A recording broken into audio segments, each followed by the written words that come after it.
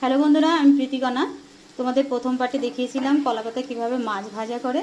তো দেখো, প্রথম পাঁচটা হয়ে গিয়েছে। এবার দেখো, নিচে একটা পাতা দিয়ে নিতে হয়, আর সব সময়ের জন্য আঁচ কিন্তু একদম লোতে রাখতে হবে, ধিমি আঁচে করতে হবে একদম শুরু থেকে লাস্ট পর্যন্ত।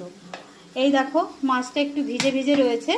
এবার যখন উল্টে দিতে হবে, এখন উল্টে আর একটা কলাপাতা দিতে হবে, তোমাদের সঙ্গে শেয়ার করছি সেটা। দেখো, এই দেখো মাছটা রয়েছে। এবার এই কলাপাতাটা দিয়ে মাছটাকে উল্টে নিয়ে আবার বসাতে হবে আঁচে।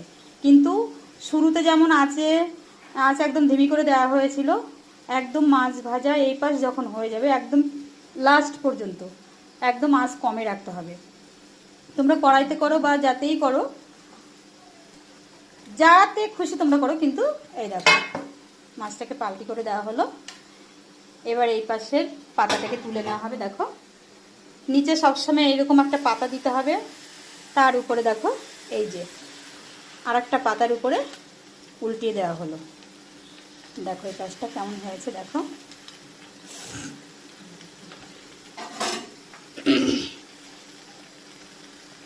দেখো দেখো কলাপাতা এমনি করে ভাজতে হয়। আর যেহেতু আমরা এই কড়াইটার মধ্যে করছি, কড়াই মাঝখানটা একটু পাতলা, তো নিচে যে পাতাটা দেওয়া হয়েছে সেই পাতাটাও কিন্তু আস্তে আস্তে পুড়ে যাবে, তার উপর দিয়ে ধীরে ধীরে ধীরে ধীরে ভাজা হবে। তো এমনি করে একটু মাছটা লাল লাল হবে। এরপরে আর বেশি সময় লাগবে না, বেশিক্ষণ টাইম লাগবে না। মাছ উল্টানো পাল্টানোর কোনো ব্যাপার নেই এখানে, এক পাশ হয়ে যাবে, পাতাটাকে চেঞ্জ করে পাতা পাল্টে দিতে হবে তোমাদেরকে। দেখো, তো আমার মামির খুব নাম মাছ ভাজা। আমি তো যখনই আসবো কোনো কথা নেই, কলাপাতায় মাছ ভাজা বলতে লাগে না। মামি আসবে মানে চলো বাজারে, চলো কি মাছ খাবে।